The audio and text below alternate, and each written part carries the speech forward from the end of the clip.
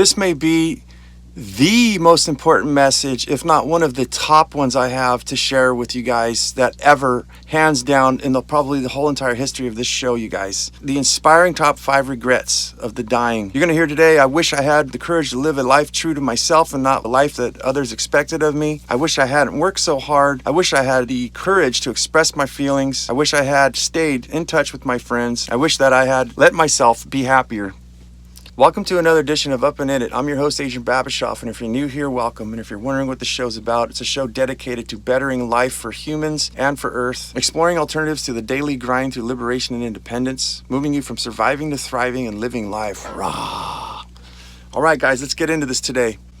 The top dying regrets. This is an inspiration, guys. This is not a dark, dismal. This is to get you away from the dark dismalness. Okay, we got to get life going, and I think that I'm fired up. I'm really charged with this one. I'm really excited, and you guys, we need to start shit now. Life is passing us by. Time does not give a shit, and we are putting all of our emphasis and attention on something that's not working. And I feel today I have the ammunition to present to you guys. Do with it what you wish, but look at this, people, please, for yourself. Listen to what the top regrets are of dying people. A lot of the stuff we're doing, these lifestyle designs, are not working. And we're putting emphasis on things that you're never going to be able to go back in time and fix. And if we realize this now, we save our planet, our relationships, our children, our happiness, our souls, everything. We need to do this. It's something that I have been procrastinating doing, and I think every individual, children, older people, middle-aged people, everybody should do this thing. And I think that we owe it to go to an old age home and spend some time with these people. And do it just even once a year to get perspective. If anything, do it selfishly, because for yourself, so that you can look and think that your life sucks. And when you look at these people and the sadness and the happiness and joy too in these people's eyes, it really wakens you up and gives you perspective. So I'm really charged. Let's get into this, guys. What is the first one we have here? I wish I had the courage to live a life true to myself and not the life others expected of me. And I'm going to read you some excerpts here. This is from, the woman, she was a nurse in Australia. Her name is Bronnie Ware, Bronnie Ware, last name. You guys need to check this out. Look it up online and see for yourself. But here's an excerpt from her book. This was the most common regret of all. When people realize that their life is almost over and look back clearly on it, it is easy to see how many dreams have gone unfulfilled. Most people had not honored even a half of their dreams and had to die knowing that it was due to choices they had made or not made. Health brings a freedom very few realize until they no longer have it. So the courage, the perseverance, you guys, to do something different for yourself, not to not care what other people think of you. I talk a lot about this on this show, and here you have it straight from the horse's mouth. The longer we sit here and wait and just keep worrying about what the Joneses are doing and concerned about what everybody else thinks, we're all in our own little worlds, is what it appears to me. Everybody has their own perspective of the way things should go and how things work. Some things don't work for other people that may work for you. And I'm really charged today because I had a neighbor come by just very depressed yesterday, claiming that he was just burned out. And he's like, man, I'm just working my ass off and I don't feel like I just need a vacation, even though he just got off a vacation. And you just see the brokenness, I don't know, guys, we need to charge our stuff up and we need to stop caring what other people think. That's like one of the biggest, I don't want to beat that one up too much because I've done it a lot on this show, but I just want to point it out that you have it right here from the horse's mouth. Stop worrying about what other people think of you and start worrying about what you think of you, huh? Put that shirt on. A lot of us point the finger out at the world's making me do this and this. Life sucks. And we're pointing the finger out. But what the hell are you doing individually for yourself? I'm not trying to be a dick here. I'm not trying to be mean, but I do the same thing for myself. What do I think of me? Do I believe in me? Is there something that I can change, do for the better for myself, for the world, for my children, for nature, the earth? Whatever it is, do you believe in yourself? Or has public education and all the news and media and everything, has that beaten it out of you? Huh? Because you are a special human being and you do have it in you. We just need to focus on things like this message here, that I wish I had the courage to live the life of trueness to myself and not to others. You need to give. You need to be selfish. In my interpretation of this, selfish to a degree where you do what you owe yourself, what you need for yourself to get to live a happier, healthier life. Moving on to the next one, number 2. I wish I hadn't worked so hard. Oh, now this is the one that hits me below the belt. We're going to read the excerpt here. This came from every male patient that I nursed. They missed their children's youth and their partner's companionship. Women also spoke of this regret, but as most were from an older generation, many of the female patients had not been breadwinners. All of the men I nursed deeply regretted spending so much of their lives on the treadmill of a work experience. To me, this is when you're aiming you're putting your ladder on the wrong wall. This is when I see a lot of older people. I see a lot of people nowadays saying, there's work. What else is there? What do you do? It's death and taxes. Like that's what we've got. This is kind of on this particular subject matter. Another person that I met is an older gentleman and a good sweetheart, man. An old guy, just has kindness in his soul and his eyes. And he had a gold-digging woman, his ex-wife, that the story goes, took him for everything he had, left him on the street. That's why he lives in a trailer park. Took his children, all his money and everything. And I don't know the whole story. You always got to see both sides of the coin, I guess, But he doesn't seem to me like this guy would have done something that horrible. He's a very kind gentleman, but the sad thing is he's continuing to smoke cigarettes and he's coughing and he's dying. And I asked a friend of his, and he says, I says, I'm concerned about him, man. How is he doing? He says, when you get that beaten up, you just don't care anymore. And a lot of people just stay busy. It just seems like you don't have the balls to kill yourself or to do something drastic like that, something horrible. So what people do is just bide time and stay busy and do things slowly. I think they kind of gave up inside. And that's my message on this show is do not lose your muchness. Don't give up. Don't carry on the fire and human up. Human up means fuck man up. As in this statement here, I wish I hadn't worked so hard. Forget about man up. It's about human up. Not cowboy up, not anything else. Be a human to yourself. Be human to others. And realize that if you're putting your work in the wrong areas, if you're just focusing and you're just surviving, which is the message of this show, then you're never going to get, you're just like a fish in a barrel, man. You're stuck. If you don't see the light at the end of the tunnel, you don't see a way to get out. Don't just spread your life so short and just waste it away. It's like paper in the wind, man. And you only got one of these, supposedly. I don't want to go into that. I don't know. But you guys, what matters is right now, right here. And I want you guys to listen to each one of these and apply this. This is inspirational, okay? Start aiming your work at the right type of things. And I'll give you guys a couple examples. Is if you're not making decent amount of money or just getting by, you're surviving, you need to do the work. Start applying the application of energy towards something that's going to better yourself. And yes, it is a lot of work, but applying that work towards the right things. And I think that you need to apply these things into your health. What goodness is everything, being a millionaire, a billionaire, anything if you ain't got your health. Look at the focus. Look at the area we're putting our work on. And also, I think in this regrets is children. Like I do, I have no regrets with my mini retirements when I travel with my kids. I'll never get that time back, right? I lost a lot of time in my younger days by doing what these men are complaining about, is that I applied all my work, but it got me to where I am now. And I'm able to support my family and have a lifestyle design that affords me the time to spend time with my kids. And as far as a relationship, it's been a long time. I think I'm too nuts. But anyways, let's stay on the subject here. Let's move on to the next one. Number 3. I wish I had the courage to express my feelings. I really don't have a problem with this one. Oh, I really don't. I do hold a lot in, though. I got a lot of shit I could say about everything. But I definitely learned to wait for the right time. And yeah, so let's read what she has to say here. Many people suppress their feelings in order to keep peace with others. As a result, they settled for a mediocre existence and never became who they were truly capable of becoming. Many developed illnesses relating to the bitterness and resentment they carried as a result. That one's pretty deep, man. I wish I had the courage to express my feelings. I think a lot of us get stepped on. I think one of the most irritating things that I get is people talking over you constantly. I have a fantasy about Marla Singer in the movie Fight Club.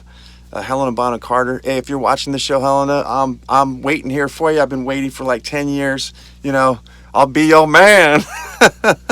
No, but what she says when she was hugging Edward Norton's character in the movie, and they were just having a bonding moment, and he says it's so nice to talk to somebody instead of, and then she just interrupts him and says, instead of having somebody wait for their turn to speak, to actually just communicate.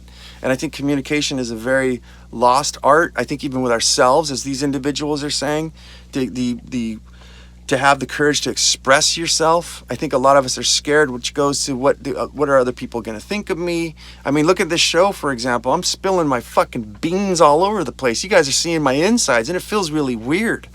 I mean, I'm a musician too. I've been playing for years, and I'm scared to death to even play in front of one person.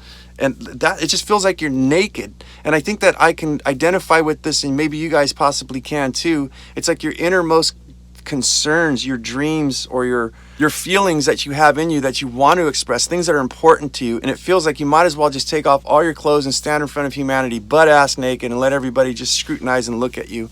Well, you know what? You got to get out and you've got to do, I think selectively, there are some things that some people just don't want to hear. I, for one, will come out, and I'm probably going to get a lot of shit from saying this, but I am not a religious person. I don't care to get in religious debates. I'm not a political person. I don't really care to sit there and debate about that. I don't really like to debate about anything. But those little personal things in me, as I save for the right type of people, and I think it's very important. That's kind of one of the biggest reasons I'm doing this podcast. And what I hope is that I don't really know a lot of people who kind of think like I do and have the same values. And I'm hoping that through this podcast, I can attract the right type of people who care about the earth and care about the animals and plants and people and children and pets and life in general and spirituality.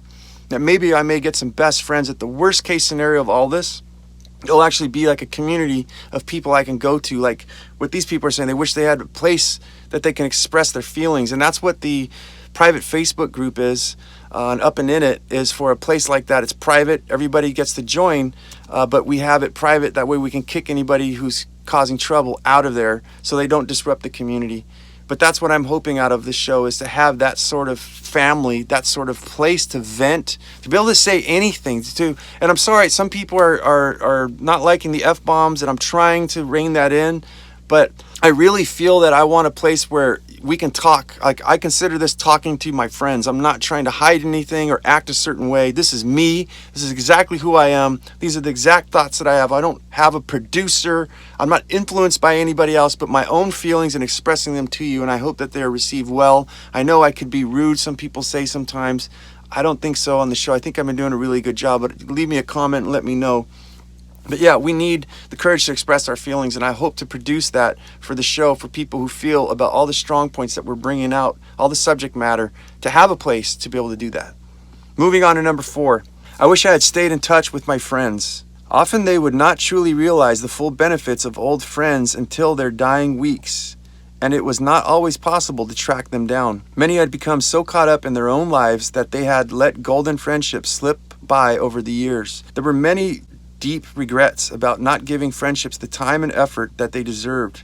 Everyone misses their friends when they are dying. This is one where I'm kind of in a flux right now, because I'm working so hard on my business and everything that I pretty much gave up friendships and everything. As far as a relationship and stuff goes, I'm like, that's the last thing I need. I cannot satisfy a woman right now with the time management, the time that I have. I've got to figure out something for my special needs daughter, a business, online stuff, which I'm so happy to present. By the way, guys, on the subject, it's called Biodegradable Container Gardening. Don't have a website yet, but for those of you who care, I have a Facebook and Instagram. It's very slow because I'm doing a lot of work on these podcasts and everything, but you can reach me on Instagram at Biodegradable C, the letter C, and the letter G. Biodegradable CG on Instagram.